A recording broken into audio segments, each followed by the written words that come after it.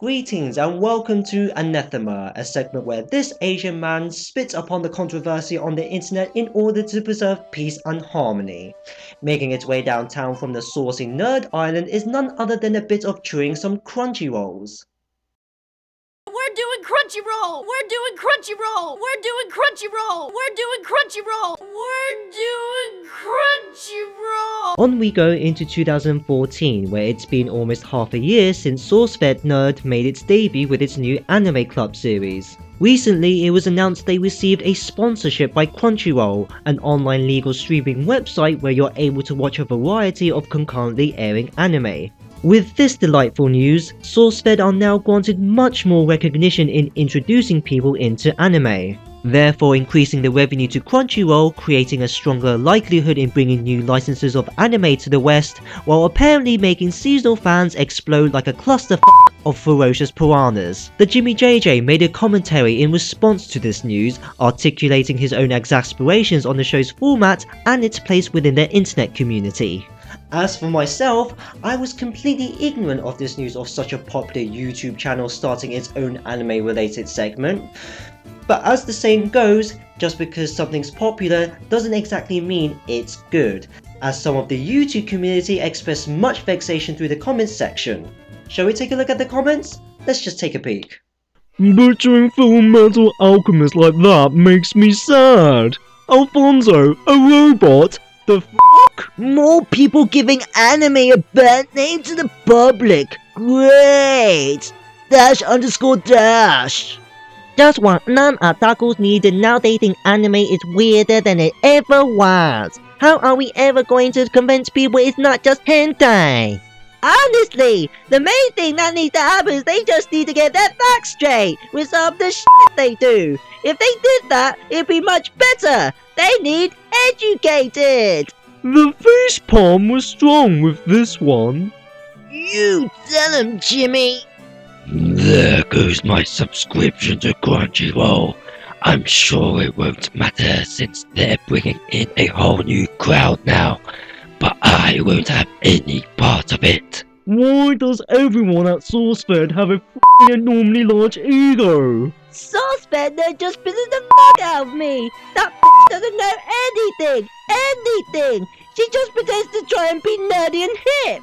I guess it could get people into it, but they can't even read a wiki article before misinforming their viewers. It's just annoying. Maybe if they got someone who's watched anime on the show, it would be better. We do put the f***ers in their place.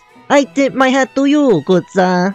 So it's clear that dozens, if not a large portion of anime fans are clearly pissed off with the presence of SourceFed's sideshow. They find that their quirky attitudes and lack of knowledge towards anime is an insult to the medium, while at the same time criticizing their misleading guidance to be harmful towards new patrons, not to mention spending the majority by regarding anime as an uncanny, bizarre form of entertainment. What also seems to be making fans upset is due to the show's unprofessional execution, as demonstrated by the host's inability to present any factual information correctly without going on a tangent in the eyes of Meg Turney. I will admit that she isn't the most well-informed person of how the anime subculture operates, nor is she the best representative at promoting anime towards new consumers. But a problem I have with this fiasco isn't so much to do with the anime club's reputation, but more or less the community's reaction that I'm concerned about. While watching TheJimiJJ, he displayed many comments by anime enthusiasts of their reaction to the fiasco, while also showcasing his own comment by vocalizing in his inner city London accent. No, it's not the accent I'm bothered with, but more with the content of the speech itself. If you think I'm going to try and impersonate you like I did with the previous comments, it ain't gonna happen, because to be frankly honest, it's not funny anymore. As much as I'm able to empathize with your anger towards the anime club's eccentricity on the medium itself, discriminating Meg Turney through salacious means wasn't something that resonated well with me, as it also didn't leave a satisfying impression on a few people in your subscriber base. Sorry bro, but I really like your videos, but here you seem like a hater. Instead of focusing on the main issue, which I actually agree with you on, you are directing all your anger to the hosts, calling her a slut, insulting both of them, and showing those pictures was a childish thing. I think things like this are what gives a bad name to anime fans. I understand where you're coming from, but you need to simmer, dude. You see what I mean? I get you were trying to inform viewers of this terrible fiasco. I get you were trying to present your response as more of a satire if anything.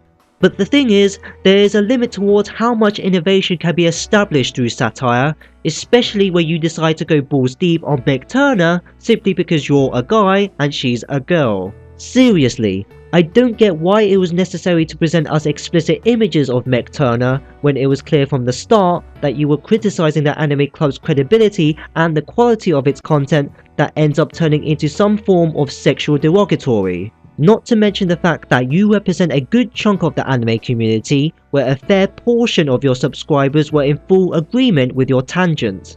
The fact this is the real case actually makes me feel distinctly uneasy, because with that kind of attitude implied by those sexist remarks, how misogynistic do you think this makes the anime community look? Dude, it was just a joke isn't an okay excuse if making misogynistic remark is supposed to be funny, because honestly, while there are a lot of issues with the anime club's integrity, the fan attitude of our current generation is something we also need to think about. If we ever want anime to be broadly acknowledged as an art form or anything amongst the far corners of mainstream media, then we have to maintain a modicum of respect towards our peers no matter how much ignorance is spewed. In addition, we also need to remind ourselves that anime is supposed to be an all-inclusive medium. I'll confess that watching the anime club did give me some headaches, and I know there are some elements they need to work on to improve the credibility of their show. One such as watching the entire series instead of making a final critique from several episodes, and making sure to refresh their terminology as to not mislead new consumers. We're humans after all, everyone makes mistakes, and so we have to accept everyone's flaws no matter how cringeworthy it may get. Lastly, I'd actually like to express my tribute to Jimmy for creating his editorial, since if it weren't for him, I wouldn't be making this response in the first place. So here are my final words to you, Jimmy. I really like you, Jimmy, and I thoroughly believe the anime community will be in a better place in the future with your intricate contributions. I can tell you're certainly passionate for anime, and I like how you want to unite us all for any hurdles that need to be overcome. However, what appears to be unjust is that I don't condone in making abusive attacks to someone just because Meg Turney is a girl who enjoys cosplaying. Because in all seriousness, we don't just owe it to ourselves as the community, we owe it to anime. Let's just forget this vitriol ever happens and call it a truce, capiche?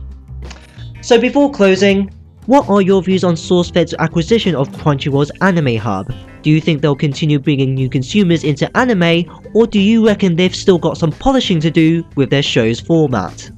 And with that, I make my departure. And remember everyone, until I greet again, keep it classy, I suppose.